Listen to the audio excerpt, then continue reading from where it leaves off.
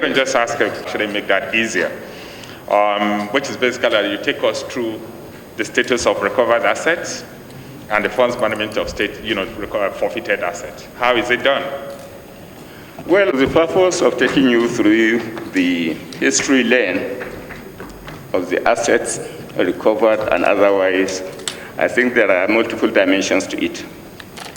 It all depends on which of the dimensions you want me to address, and I'm ready to address the multiple dimensions.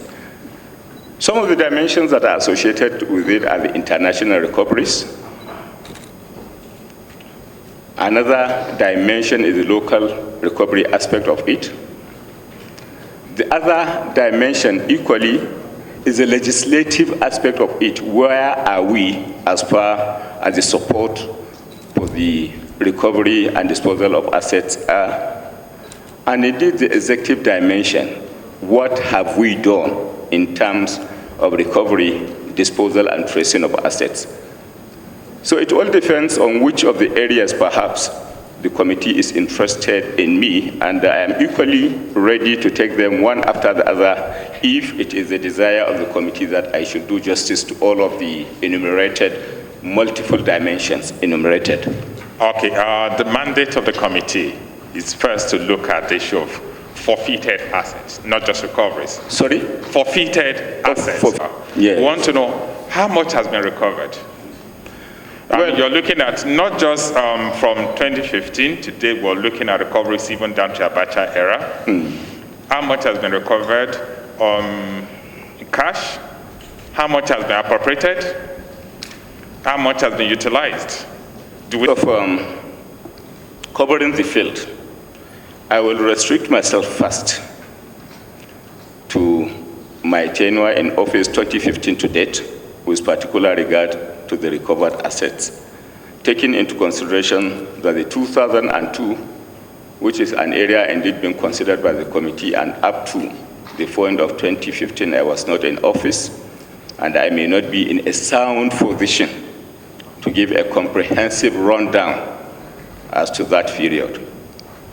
But one thing that I think is important before coming down to figures is the fact that at the time we came into office, we realized that there was no coordinated, organized way and manner through which recovered assets were being coordinated in terms of disposal and associated things.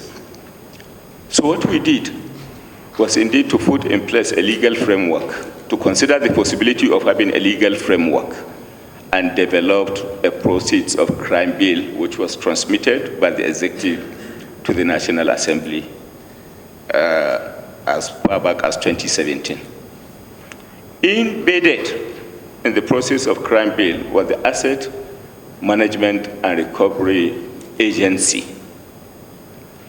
And I regret to state that as far back as 2017 to 2019, up to the present moment, that legislative framework could not be achieved on account of the fact that the asset recovery proceeds of crime bill was not passed by the National Assembly.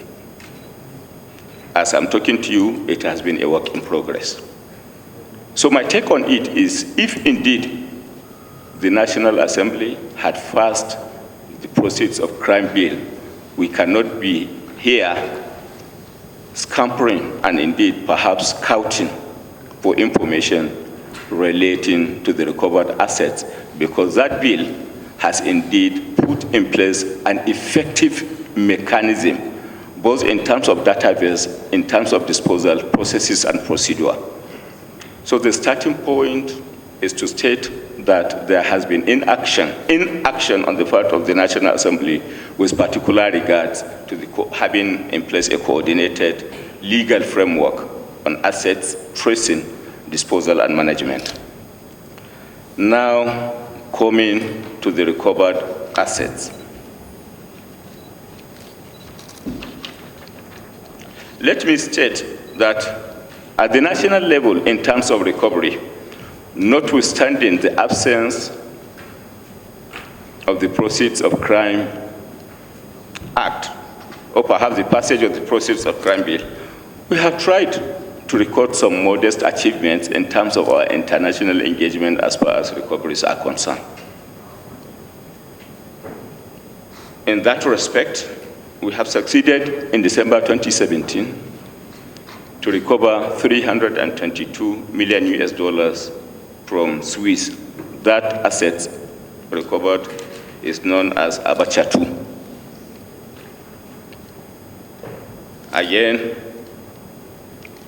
in 2020, precisely in May 2020, we have succeeded in recovering 311,797,866.11 cents from Island of Jersey, United States of America, and indeed UK. And we have equally, in October 2020, recovered 5,494,743.71 euro from Republic of Northern Ireland in Nigeria, known as Abacha 4.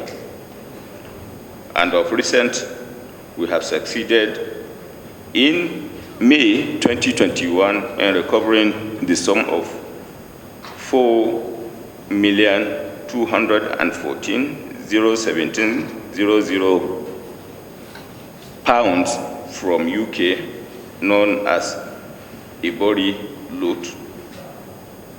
And all these assets, as recovered, are indeed lodged with the central bank account on asset recovery, and the receipts of the amount has been confirmed by the central bank. But let me state that recovered asset has indeed constituted an item, budgetary item, that has been appropriated by the National Assembly, and among the monies, or perhaps assets expected to fund the national budget of the federal government, has, as a matter of policy, been made part of the budgetary arrangement of the federal government, and it was indeed among the expected items appropriated by through the appropriation by the National Assembly. So the implication of what I'm laboring to state is that these recovered assets and much more that were being recovered locally constituted a budget line item. And these monies, upon recovery and lodgement with the central bank account on asset recovery, are eventually transmitted to consolidated revenue fund for utilization by the federal government in servicing the budget demands of the federal government. Of course, let me state further that on account of the fact that Nigeria as a sovereign nation is not exclusively involved where international recoveries are concerned, it calls for mutual negotiations and determination.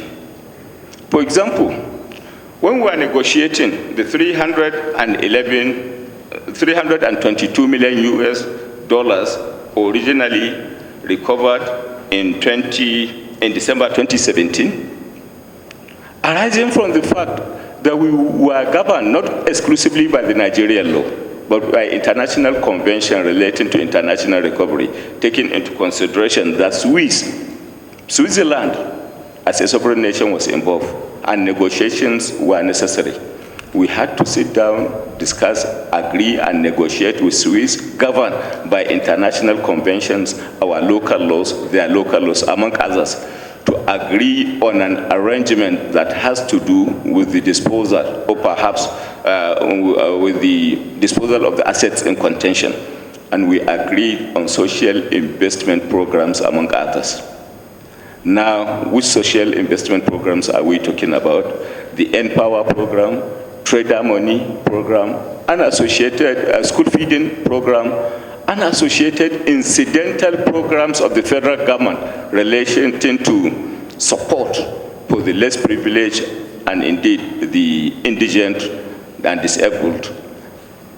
It was commonly agreed among these nations that these monies should be extended in that respect, and the money was indeed accordingly applied. Now, coming to the second tranche, which was 311 million US dollars recovered from island of Jersey, United States of America, and UK, we equally negotiated on the projects in respect of which these monies were to be applied, and arising from the international negotiations among sovereign nations guided by the international conventions relating to the asset recoveries. It was agreed that these funds be applied on 3 major Nigerian projects, that is Abuja-Kano Expressway, which I am happy to state that is progressing modestly in terms of infrastructural development, Lagos-Ibadan Expressway, which is as well been aggressively pursued, and indeed second Niger Bridge. All these were budgetary items, and there was budgetary provision for them. And then indeed, the budget item relating to relating to this project was there in the budget and appropriated by the National Assembly. So these funds were agreed to be applied exclusively for this project, and I'm happy to report that this is what is being transparently and accountably done by the federal government in terms of application. Again, we have equally recovered from Republic of Northern Ireland the sum of €5 million on 2nd October 2020, which amount was equally remitted to the Consolidated Revenue Fund. So by and large, as far as the government of President Muhammadu Buhari is concerned, recovered assets are substantially products of international agreement, international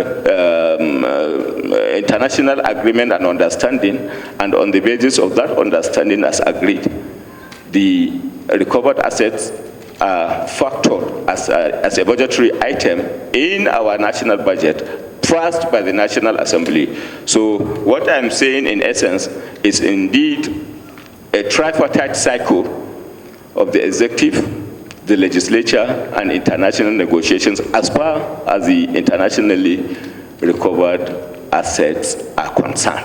So the executive factor the recoveries as a budgetary item in the budget. The legislature pass it on as a budgetary item, approve it, and indeed the executive deployed same as agreed in the budget, and the international community is carried along in terms of the project that needs to be, for which the funds needs to be applied, and we have been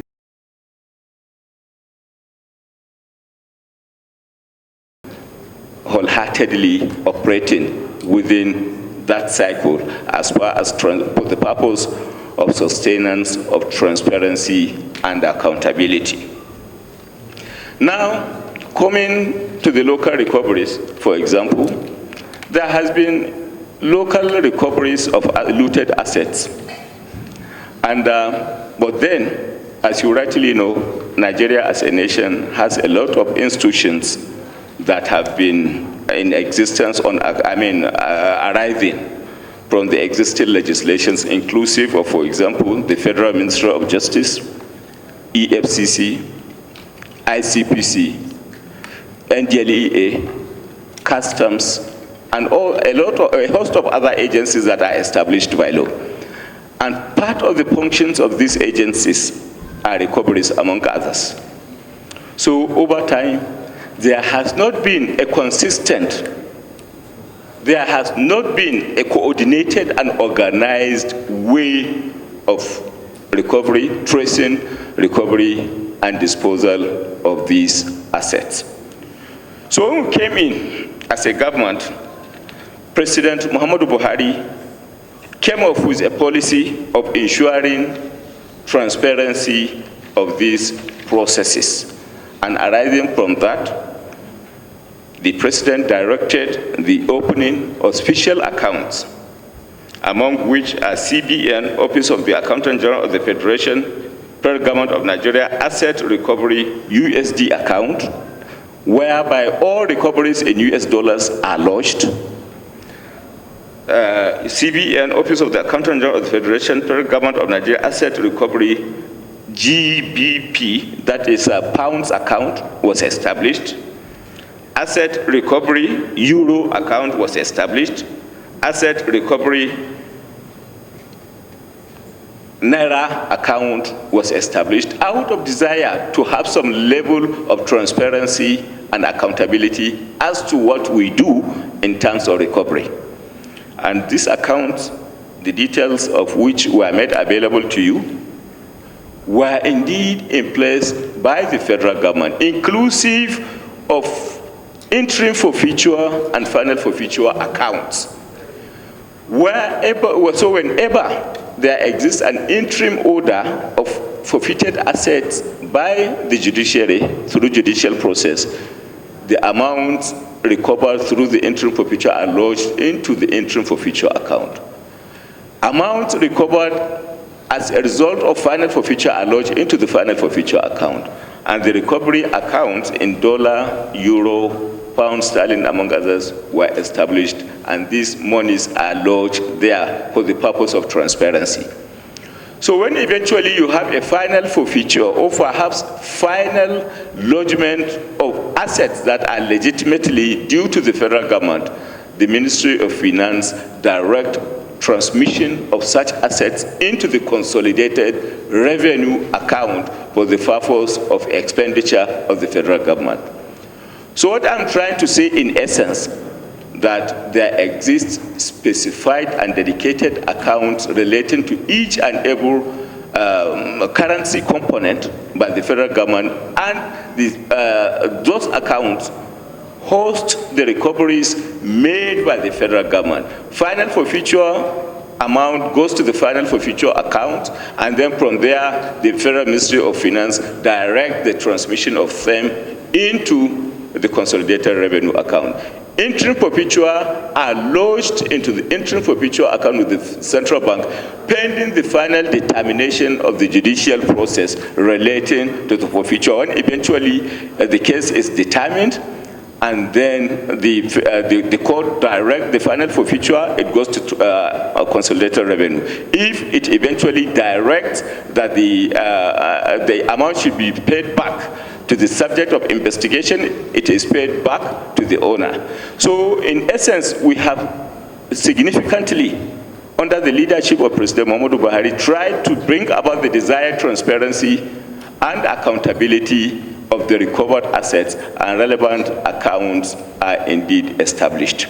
So, but then, for the purpose of ensuring now the disposal of the asset, the tracing, recovery, and disposal of the assets, I have told you earlier that the relevant bill that could have brought about the desired transparency, the desired consistency, organization, and coordination of the assets is still pending before the National Assembly and has not been paid. But then, out of desire to ensure the desired accountability on the part of the executive, we have what is, established in the Office of the Attorney General Asset Recovery and Management Unit, sanctioned by the head of service and established on that account. And a database has indeed been established that captures the desired information relating thereto. But one thing that I think is of interest as far as the management of asset, or perhaps the Asset Recovery and Management Unit in the Office of the Attorney General is concerned, is the fact that arising from the powers of the Attorney General within the context of the law, with particular regard to Section 150 and indeed Section 174 of the Constitution, and indeed enabling laws inclusive of the EFCC. Yes, and indeed enabling law inclusive of the EFCC Act, among others. The Attorney General is empowered to put in place some level of transparency associated with asset management and disposal. And then arising therefrom, we put in place regulation. The desire and the intention of the regulation is to have some level of visibility, guidance, consistency, and transparency in the process. And we have, as a result, put in place asset recovery regulation guidelines. We have, arising therefrom, put in place asset tracing, recovery, and management regulations of 2019. The intention is not to allow the process to be unguided. And the asset tracing, recovery, and management regulation 2019 put in place comprehensive standard operating procedure. And I think one point of interest relating to the assets tracing, recovery, and management regulation 2019 is that all the agencies of government that are in one way or the other involved in the tracing, recovery, and disposal of the assets are members of that committee. So we have, as members of the committee, the Office of the Attorney General, the EFCC, the ICPC, NDLEA, Navy, which is the custodian of the vessels that are being perhaps detained on account of one infraction or the other, DPR, that are responsible perhaps for providing the security of the assets on board vessels, if any is found, civil defense, NDLEA, and a host of others, inclusive of the police. And then that committee is put in place and inaugurated by the Attorney General, and they are now working together, guided by the guidelines for the purpose of ensuring transparent disposal of the assets. And that committee is chaired by the Solicitor General of the Federation, and all these agencies of government are indeed inclusive of the Ministry of Works and Housing. The Ministry of Works and Housing, for example, is a member taking into consideration that the assets are by tradition and convention to be valued by a department in the Federal Ministry of Works. So whichever asset is indeed meant for disposal must naturally be valued by the Federal Ministry of Works and Housing. DPR, for example, is a member because they are responsible for measuring the quantity and indeed weight of a product, if indeed any product is found on board a vessel, and they are members that will be responsible for assessing the content of a vessel in terms of perhaps a petroleum product, if any. Navy is a member because they are the custodian of some of these vessels. EFCC is a member because they are in charge of economic crimes, and indeed, perhaps when the need for further prosecution or associated things relating thereto arises, they are already on the ground. The Office of the Auditor General is equally a member of that committee, and the intention is to ensure that necessary audit processes are indeed complied with. So, and the same thing as public procurement. So this indeed is what we have put in place as a matter of necessity on account of inability of the National Assembly to provide the legislative framework necessary and required for consistency and efficiency of the system. Perhaps maybe by way of a general rundown and giving a modest insight as to the processes and associated things, that is what we have done, and I'm ready to take further questions. Thank you. Thank you, Mr. Attorney General. And I think I'm going to start from exactly where you stopped, blaming the National Assembly. Good. So I think we're going to start that. First, you know, the process of making laws goes through processes. You're aware of that? Very well. So which means, the fact that you sent an executive bill doesn't mean that that's the day it's going to be passed. Yes. Okay, so I believe that's in progress. But in the absence of this Proceeds of Crimes bill and act, Yes. are there any existing laws for management of proceeds of recoveries? Well, but one thing that I think I need to make clear is that these laws have not been very helpful in terms of coordination and efficient management of the resources, because there are laws that are scattered. For example, talking of the EFCC Act, sorry? Now dated. Yes. For example, talking of EFCC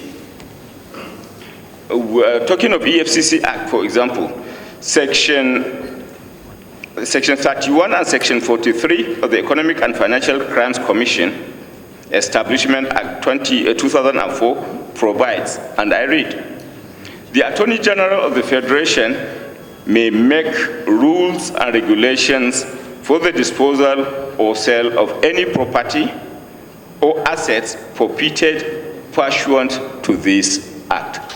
So it was on account of this, among others, taking into consideration associated powers of the Attorney General as contained in Section 150 and Section 174 of the Constitution, that the Attorney General, being perhaps having considered the fact that the legislative processes, which takes a longer period of time, which could have addressed the problem of consistency and efficiency in management of assets, came off with the Asset Tracing, Recovery and Management Regulation 2019, so that the assets that has been there unattended over time on account of absence of the legislative framework came up with the regulation, and it was on account of that that the committee was put in place to see what can be done in terms of salvaging the assets that has been dissipating over time, that have been depreciating on account of the absence of a coordinated legislative framework.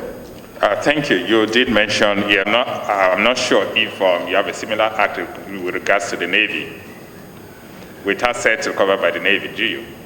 We do not have a similar act, as it relates to the Navy in terms of disposal. So which means if you disposal, please, Chairman, in terms of disposal, but in terms of constitutional and statutory responsibilities, there are incidental expectations on the part of the Navy, with particular regard perhaps to the provision of security of the assets, disposed assets, for example. If you are talking of vessels, for example, you understand there is no institution of government that is saddled with the responsibility of taking or perhaps providing the desired security and maintenance of same other than the Navy. That answers your question, Mr. Chairman. My fellow colleagues and Attorney General of the Federation, I want to thank you for laying the legal framework based on which this committee operates.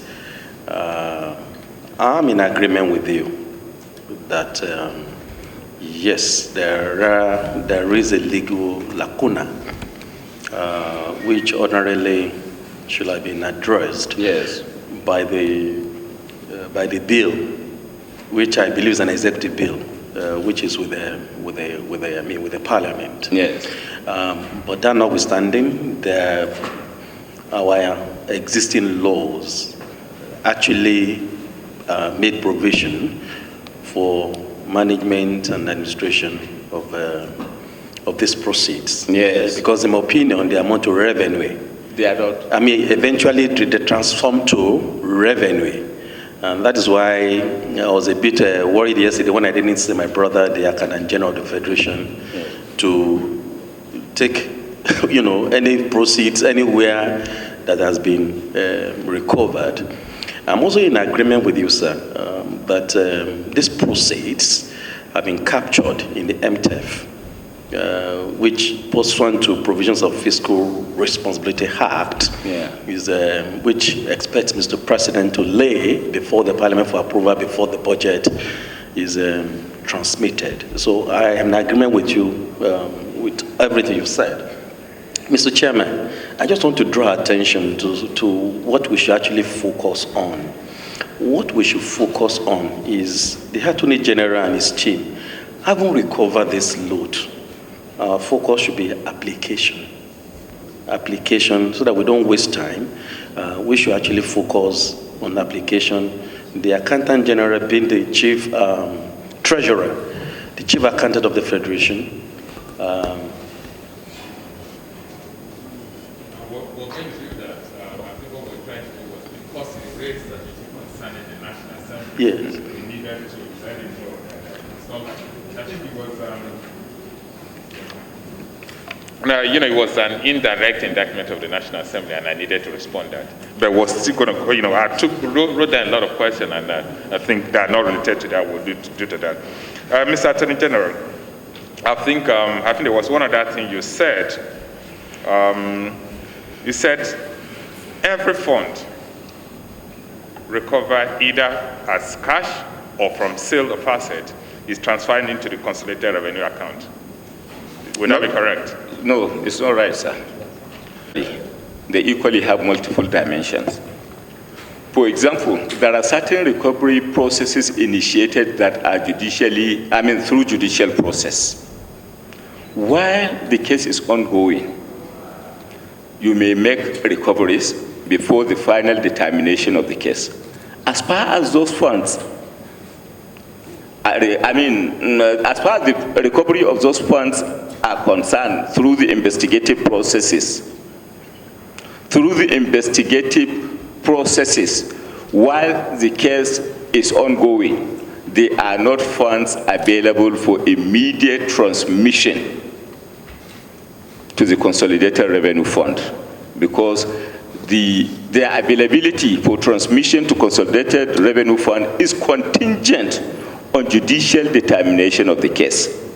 So you have in place, available at the central bank, what is called interim forfeiture account. No, we're aware of that. Well, we're not going to dwell much on interim forfeiture account. Okay. We're asking for final forfeiture account. So when the funds are finally forfeited, the Federal Ministry of Finance has the responsibility of taking custody exclusively, and the Office of the Attorney General has no role whatsoever to play as far as the administration of those funds are concerned.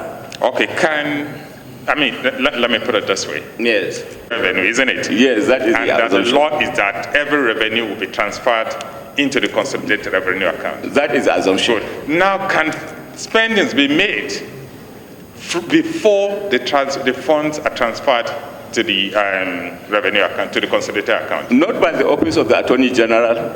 For your information, the Office of the Attorney General is never a signatory to any of such accounts.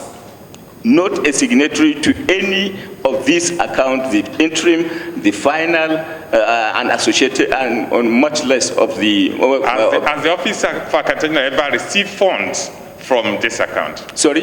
Has the Office of Attorney General ever received funds directly from this account?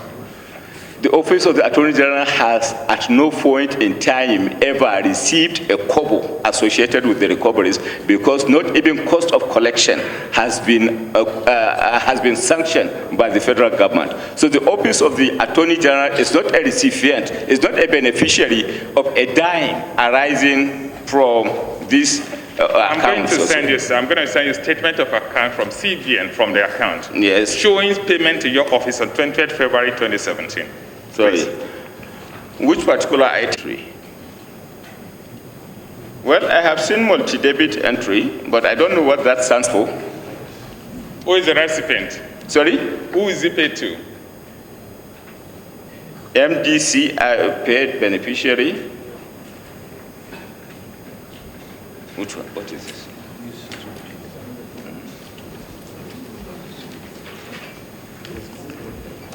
Please, somebody can read it out. I think you should read it out. What's the beneficiary, the name of the beneficiary there?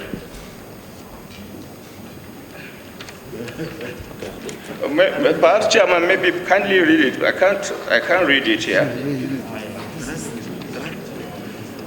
I have not seen. I think I'll pass you. Okay. So you can look at the first page. Okay. Maybe you answer this.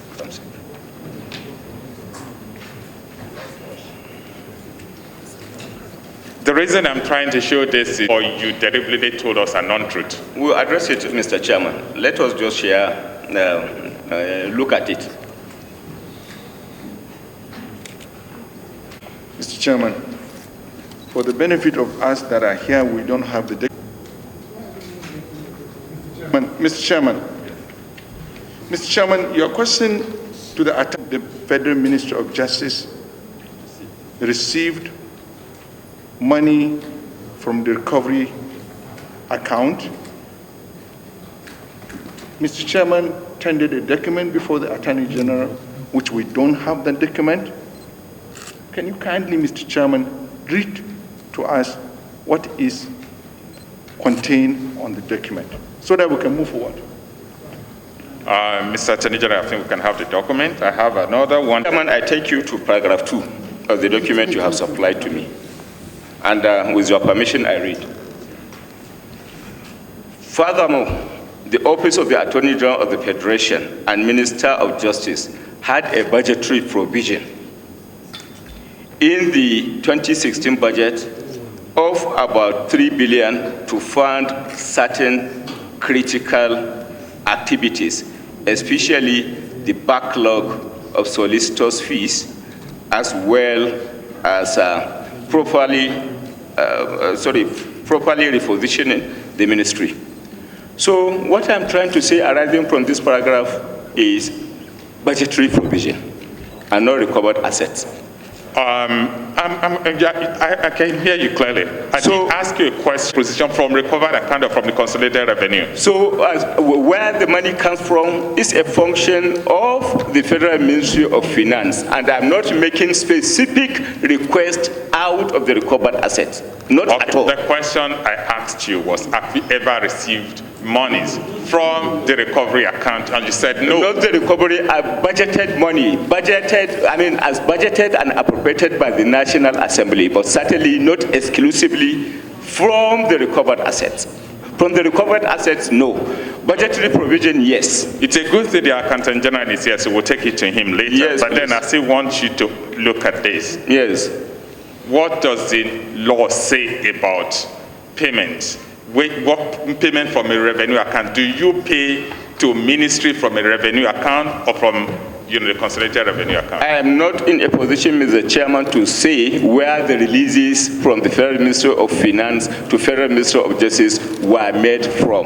That is exclusively the mandate and function of the Federal Ministry of Finance and not the Office of the Attorney General. Once there exists a budgetary line, budgetary item, my responsibility is to make a request to the Federal Ministry of Justice, and I do not deduct at source. No, I mean, the reason we're taking you on this is because you are the chief. Requires that there should be a budget, and my request was on budgetary provision and certainly no recovered items. Okay, as a law officer, yes. Are you saying that the Federal Ministry of Finance has done something illegal? I am not in a position to assess them. All the facts are not before me until I hear from them. My responsibility is to consider fair hearing, and I have not heard from them. There's a possibility that they have done something that they should ordinarily not do. I cannot be preemptive in assessment when the facts are not fully before me. Thank you. We thank you for your presentation. And I'm not disappointed because you have spoken as a lawyer. And my leaders and colleagues, like I've said before, the Attorney General has clearly laid the legal framework, the background. And he has, as far as I'm concerned, he has shifted the issues of accountability to the Ministry of Finance and the Accountant General of the Federation. Sir, the Attorney General has also cleverly shifted the issues to us that the money he asked for is based on their own act that we produce, the Appropriation Act. That being the case, Mr. Chairman, the area we should focus our attention to is to tell Nigerians, is to account to Nigerians their assets, their funds that were entitled stolen, looted, that has now been recovered or that is undergoing recovery, and which are now in the hands of the Accountant General of the Federation. which we also as a parliament also recognized in our projection in the MTEF, in the Appropriation Act, made provision to. Mr. Chairman, sir, now the issue we should shift attention to are two in nature. One, Mr. Chairman, take note, the assets recovered, were they sold at a rate that is undervalued? Two, the money so recovered, what they were put to be used on, is there value for money? If there are projects, can we conduct, aside financial audit, can we look at performance and project audit? I think that is the focus of this committee. And we're also backed by the Constitution that we should harness our resources and ensure that they are efficiently deployed. So, Mr. Chairman, sir, we should look at the funds, the application, what the funds that have been recovered, what they were applied to. And we should shift the issues to the Accountant General of the Federation. Honorable. Thank you. Honorable, I think is to look at status, inventory. When you're inventorizing, it means that you look at everything. What's been forfeited, what's still being held, then the management. Management just when it's expensive, even the process. If you're supposed to manage something and you're not following due process, you have failed to manage. If the law says that every revenue should be paid in the consolidated revenue account, and you start spending money from the recovery account, there is an infraction. Good. So that now, because our job is to investigate and look at process as well. And that's why we're asking this question about process. Is it possible? I mean, I'm Yoruba. In my place, I said, only God judges a man who shares teeth with his mouth. What we're asking is this looted fund being shared like a man who's sharing meat with his teeth? We need to understand that the meat is on the table and is being shared openly, rather than being shared with the teeth. I think that's what we're trying to cover there. Thank you.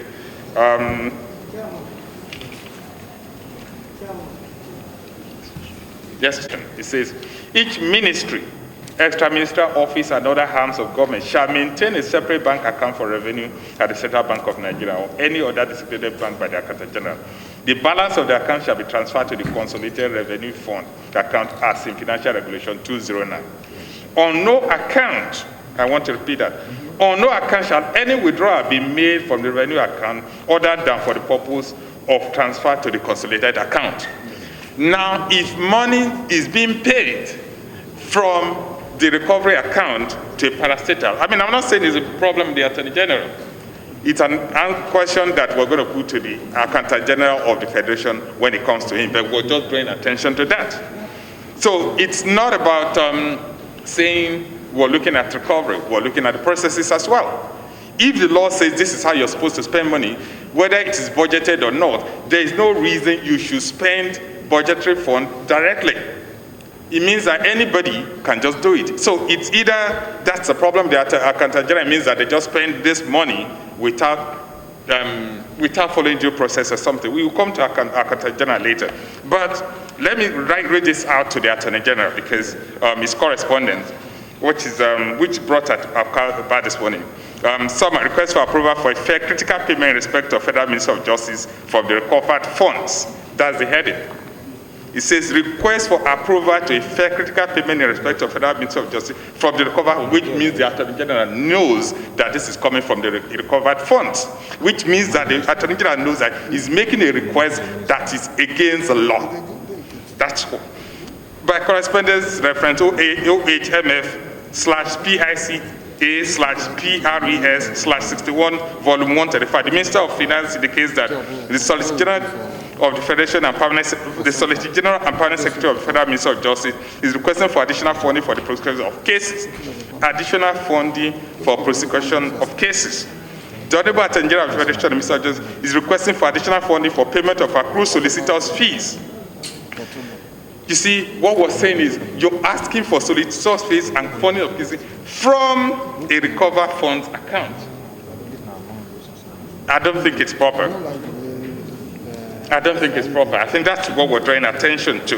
There are other things there that, security issues that I do not want to read out. And the question I would have asked you that can't read out, especially when it comes to, Mr. Attorney General, don't distract him, please. The questions I want to ask in regards to the payment you received, this payment of 2 billion naira you received for prosecution of terrorist suspects, was it supposed to come from that account, or should have been part of your budgetary spending? Yes. Is it that when you exhaust your budget, you ask these people, send me some money? Thank you. Mr. Chairman, I think 217 is concerned, which was forwarded to me by the committee for consideration. One, no reference was made in paragraph 1, which is the opening paragraph, to any correspondence emanating from the Attorney General. I think that should be clear. And then 2, the title of the letter is not re, which implies a previous correspondence, until the originating correspondence is made available to me. Honestly, I am not in a position to join issues over the title, much less of the body of the letter. There is nothing either in the title, indicating a previous correspondence from the Office of the Attorney General. Neither is there anything in the opening paragraph making reference to a letter from the Office of the Attorney General. Mr. Chairman, I humbly request that if there is originating correspondence from my office, it should be made available to me to refresh my memory. Thank you. Like I said, I'm drawing your attention to this because you're the chief law officer, and you know the law more than all of us. And so when we're doing things, we're doing it. What you're basically said now is that there is a minister record. Yes. Thank you. Yes, but even at that singular document that is presented for my consideration, and no opportunity has been accorded to me to find out from the Minister of Finance, Budget and National Planning for the purpose of having a holistic assessment of the situation. I cannot jump to conclusion in terms of judgment on the basis of a document that is perhaps alleged to have emanated from a source without interrogating the source, Mr. Chairman. We will interrogate the source.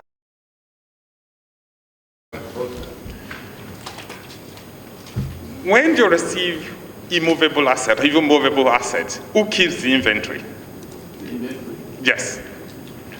Before now, the agencies of government that is responsible. For example, if on account of sting operation, DSS now perhaps maybe recovered certain assets, it remains in their custody. If on account of perhaps investigation, EFCC make recoveries of certain assets, the assets remain in its custody. And they were the exclusive custodian of knowledge and information associated with it. And the same thing with NDLEA, the same thing with customs and all other agencies of government. Whichever agency make recovery remains the custodian of the asset. Mr. Chairman, sir. Yes. No, please. Mr. Chairman, sir. As far as I am concerned, I'm representative of Tonlaniwa to represent. Okay. So the custody remains with the agencies that the question is about inventory. The inventory as to what has been taken or has been recovered, and then from whom, and then the status as to whether it is interim or final forfeiture. Is the Federal Ministry of Justice that has now created a database arising from the absence of coordination with a view to bring about the desired transparency, accountability, and coordination of the process. So it is a new innovation being brought into the process of the asset recovery. Okay. Arising from the asset tracing, recovery and management regulation of 2019. Thank you very much, coordinator and all that. But let me put this question to you, sir. Why would there be disparities in returns by different agencies? Let me give you an example. Vessels. The FCC says they hand over this number of vessels to your office. The Navy gives a different number, and you have a different number. The same items, different inventories, different figures. Why do you think this is happening? I think that was a judgment from the Federal High Court, Lagos, striking that regulation. I don't know what you have done, because somehow I appreciate your testimony and then your effort to see that our laws are strengthened so that we can manage this recovered assets. But I don't know what you are doing with that position of the Federal High Court Lagos of striking that regulation. I don't know whether you're aware of that. And what are you doing so that at least it will help you continue to manage these assets that are recovered?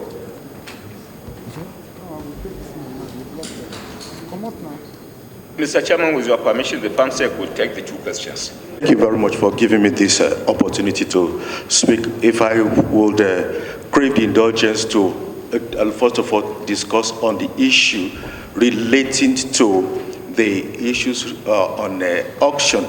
The Interministerial Committee, which has been aptly described by the Honorable Attorney General, was set up by the presidential order by virtue of Section 5 of the Constitution, which states that the executive functions of the Federal Republic of Nigeria shall be performed by the President or the Vice President or ministers or all the ministers or other public officers.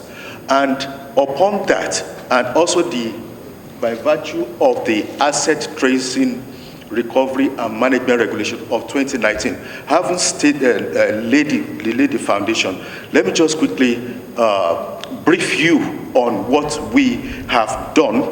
Now, I think you quoted the Constitution. Yeah. And I think you should answer that other question first. No, I'll answer that one. I think you should finish that before. No, that question is different. Can you first of all answer that question? Yes. That the judgment which is the Honorable Rep has referred to is not directly, with due respect, is not. It was a judgment given against the EFCC, not to the Honorable Attorney General. Attorney General is or was not a party to that judgment. What was the content of that judgment? No, I might not readily remember it, but I know that Attorney General is not or was not, whichever way, because I learned that the EFCC is handling that on their own. But if Attorney General is not a party to a matter, how is it now relevant with that, with due respect? So that issue, sir. Mr. Pierce, I'm not a lawyer, but then if there's a judgment, are you not required to take judicial notice of the judgment? Sir? I said, if there was a judgment that judgment, I'm stating the it. reason I'm raising this is that you said the judgment was against the EFCC. That is exactly what I'm saying. EFCC is part of the Interministerial Committee. No, the EFCC, I can't readily grasp the judgment, but what I read in that judgment, in that matter, is that the EFCC went to court and they raised that issue, and court made an arbiter on that issue.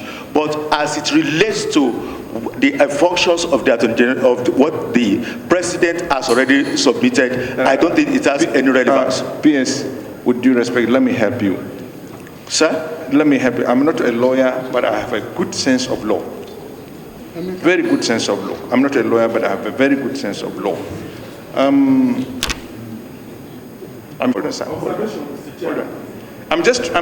want you to educate me. I'm not interrogating you. I want you to educate me so that the job the House gave us to make a good assessment on the status of all recovered loot, movable and immovable assets will help us to come up with a beautiful report that will table before the House that will help the Nigerian people. I just want you to educate me. There was a judgment on the regulations made by the Attorney General, the Chief Law Officer of... We're not interrogating the Attorney General, no. But what we are saying, there was a judgment on this recovery, tracing, recovery, management regulation, which was attached to, which is part and parcel of EFCC law. That's the point I'm making. What are you doing to address that so that it will help us in moving forward, adopt effective recovery and management of these assets? Since you have some impediments, there is a judgment. What are we doing? Honorable Sada. First, by the Attorney General in pursuance of the statutory functions vested in him arising from the EFCC Act. It is only logical in the circumstances that when the authenticity, validity, and efficacy of a regulation is an issue, a regulation passed by the Attorney General, it is only logical that the Attorney General should be made a party, because that will afford the Attorney General an opportunity to now join issues where an instrument that emanated from him is an issue. But over and above all, I think what needs to be emphasized as far as the judgment of a court is concerned are two fundamental and key things. One, whether the pronouncement is reason for the decision or is an obiter, a passing remark. And that is where being a lawyer will make a difference. A judgment, a pronouncement by a judge that is a passing remark cannot constitute an issue, a binding issue for that matter. And a pronouncement that is the reason for the decision can only have been possible where the Attorney General in the circumstances was made a party. And I am happy to state that the Attorney General has not been privy to any case where the regulation in its own right is presented for determination of the court. And to my mind, the likely position is that there was a passing and not a binding remark. And if it was indeed a passing remark, it does not hold water for the purpose of establishing a position, a legal issue. But at any rate, when a judgment is an issue, the best way you can do justice to it is to read it over. Unfortunately, I am not in a position to come up with a precise position related to such judgment because I have not indeed gone through it. Thank you. Set up by the president. Let me just quickly give an general what we are doing presently. Too much. I just want to understand the process, how you acquire items that you're into auction. I think let's just deal with that. What we have done is to, since the Attorney General had already stated that all the MDAs, ICP, submit to you. EFCC, do you keep inventory of them? Submitted to the committee one, and they submitted the list of the forfeited items. There are three types. There are some that are under interim forfeiture. There are some that are under final forfeiture. There are some that are still under investigation and pending in court. So those ones that are under forfeit, that has already finally forfeited, what we have done is presently we have gone out to, number one, we place advertisement in the paper for valuers, just like the Attorney General has already said, and we have already received valuers, estate valuers to value all these assets. That's number one. Then number two is that the assets have now been, or they are now being tagged so as to identify those ones. After that one, if you remember, about 2 weeks ago, we've put in advertisement for auctioneers, so that we are calling in the auctioneers so that after the valuation of this thing, which is also in conjunction with the Federal Ministry of Housing, Federal Ministry of Housing, then we now go into the auctioning. Thank you very much. Elaboration, Mr. Chairman. Yes. The interministerial committee put in place have indeed first obtained the necessary court orders. As you know, constitutionally, you cannot dispose of an asset without the benefit of a court order. So those court orders, in some cases interim and some cases final, were obtained. With those court orders, we proceeded to the next step of valuation of the asset to ascertain the actual price I should go for. And that has been done by the auctioneers and in the working with the Federal Ministry of Finance, Department of Valuation, Federal Ministry of Works and Housing, which has a department that is responsible for valuation of assets associated with the federal government. So the next process is publication of the assets generally that are under final forfeiture, available and ripe for disposal, and entertainment of the general public to bid for such assets. And then on the basis of such bidding, the final decision of disposal can now be taken. So perhaps maybe by way of further elaboration, that I think is equally helpful. Okay, so the question now is, have you carried out any sale before now? Any asset? We have had, but that was before the inauguration of this committee. Let me just quickly state from the example, the Navy finds out that there's most of these vessels, sometimes they create major environmental problem into our high seas. They write to us requesting that these vessels have some problems and there's a need for urgent disposal. And why we're doing that one, so these are the ones that we have done before the inauguration of this committee. Okay, so what was the term for that option, the one pre-inauguration? What was the basic reason? The reason I'm asking is, how do you pay the auctioneer? How do you get the auctioneer? I mean, if someone does a job for you, you're going to pay him. How do you pay him? It was advertised. How do you pay him? Pay, yes. You have to pay the auctioneer, or do they earn a percentage of sale? That's what I want to know.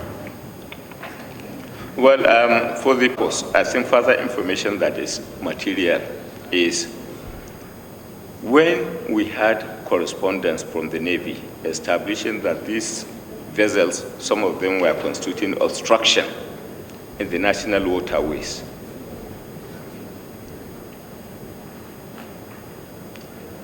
Obstruction in the national waterways, among others, on account of the peculiar circumstances and situation, we wrote to the President, intimating the President on the need arising from the request of these agencies to take immediate steps, and that was before the 2019 regulation.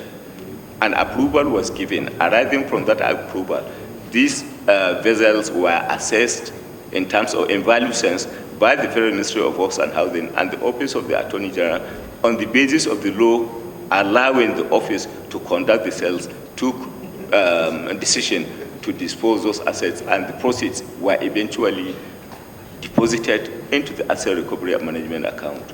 And then thereafter, because the office arising from the law equally was empowered to engage associated services, but those services cannot be paid by the office, can only be paid by the Federal Ministry of Finance. So the associated documents establishing engagement are forwarded to Federal Ministry of Finance for processing and payment.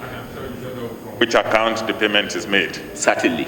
Okay, that's what I said. During the recovery exercises, international, the Office of the Attorney General had course to engage lawyers, local and international, to engage in the recovery exercise, and they do that for a fee.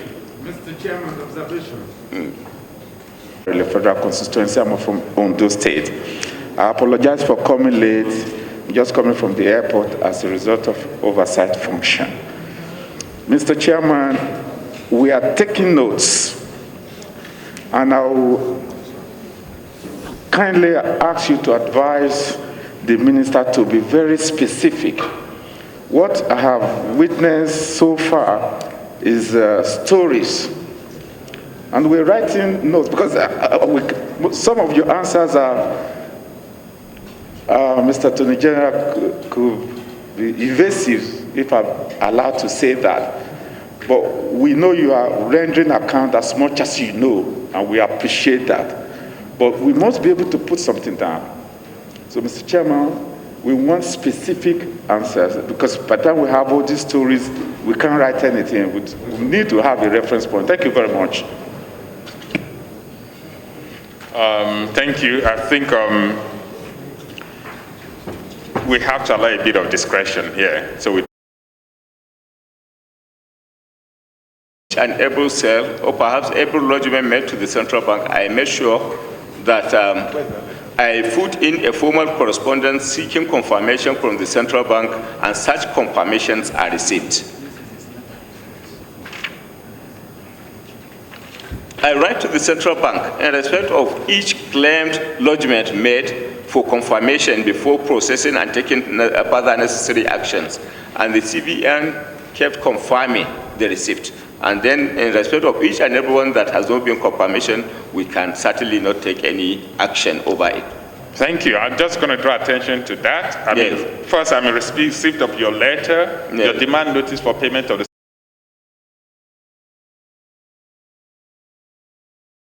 % of a certain sum, written 23rd May 2019.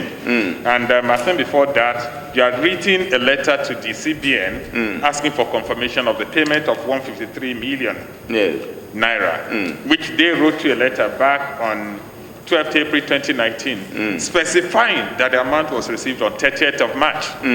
We have looked at the statement of account submitted by the CBN. I mean, let me show you the statement of account as well. Everything. And the amount of 153 million, which they said they've received, is not in the statement of account. We can show it to you, please. No, don't. Without going through the documents provided by the chairman, let me state that my duty in recovery sense is to ensure that value is, the amount is lodged with the central bank for confirmation.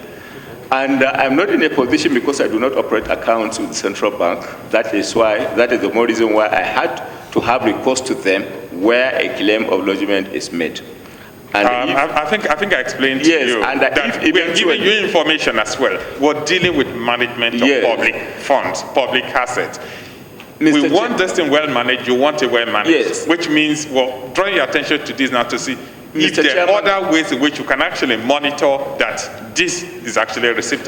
I have no any other way alive to confirm lodgement with the central bank other than a correspondence from the central bank. So if there seems to be any perhaps infraction or perhaps associated inadequacies associated with such information, I think the central bank is in the best position to answer. No problem. We have invited the governor of CBN because we need to understand how 153 million naira of public fund got missing in transit.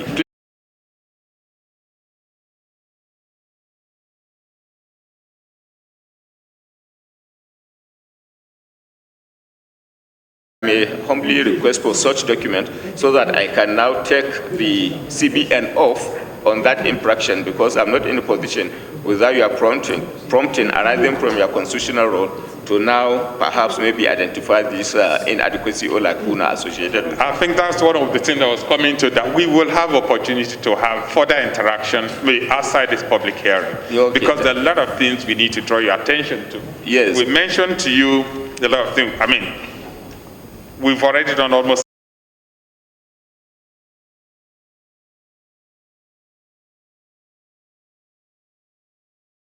half of that. Yes. And we want to actually be able to take the accountant general, because there's a correlation between the question we're asking you and his office and then and CBN as well. So we want to be able to take their side so that when we have further questions, we will invite you and talk with you again. Okay. So we thank you for your cooperation. We thank you for, understanding that this is public duty to us. Yeah.